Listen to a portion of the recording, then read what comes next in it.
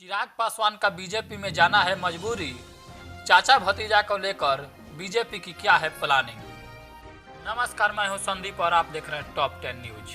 अगर आप मेरे चैनल पर नए हैं और खबर अच्छा लगे तो चैनल को जरूर सब्सक्राइब कीजिएगा। आइए जानते हैं खबरें विस्तार से। बिहार की मौजूदा राजनीति में चिराग पासवान के लिए पीएम मोदी का हनुमान बने रहना मजबूरी जैसा दिख रहा है।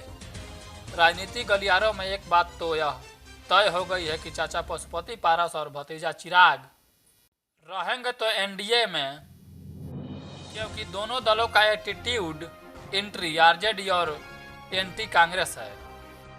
वहीं राजनीतिक विशेषज्ञों का अनुमान है कि चिराग और पशुपति पारस भी एक पार्टी होकर एनडीए का हिस्सा बनी रहेगी। निर्मूल साबित हुआ है।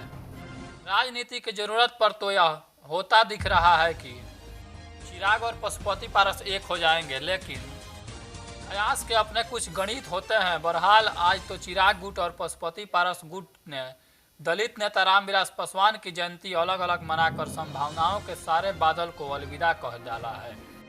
पशुपति कुमार पारस ने तो पार्टी के मर्ज को सीधा नकार दिया है। राजनीतिक गलियारों में एक बात तो यह तय हो गई है कि चाचा पशुपति पारस और भतीजा चिराग रहेंगे तो एनडीए के फोल्डर में ही। चिराग पासवान जैसे युवा राजनीति को देखकर तेजस्वी यादव के करीबी भी घबराने लगे हैं, लेकिन नीतीश कुमार के महागठबंधन में शामिल होते ही तेजस्वी और चिराग की राजनीति का जो एक रास्ता बन रहा था वह टूट गया और अब चिराग के लिए एक रास्ता बचता है तो मोदी के हनुमान बने रहना।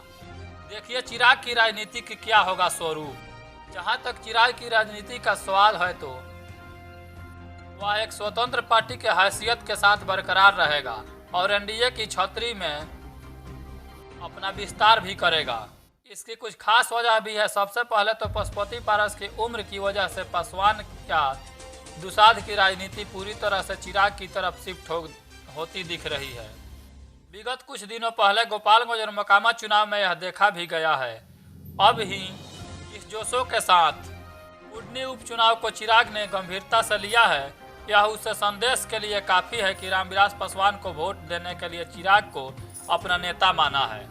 वहीं दूसरी वजह है कि चिराग की उम्र कम है और वे भविष्य की राजनीति के लिए लंबी रेस के घोड़ों साबित हो रहे हैं। साथ ही साथ आप सभी को बता दें कि पशुपति पारस उम्र के बोझ तले राजनीति में सक्रिय भूमिका अब नहीं निभा पाएंगे। राजनीतिक गलियारों में यह चर्चा है कि पारस बीजेपी के साथ चले जाएंगे और पार्टी को बीजेपी में मर्ज कर देंगे।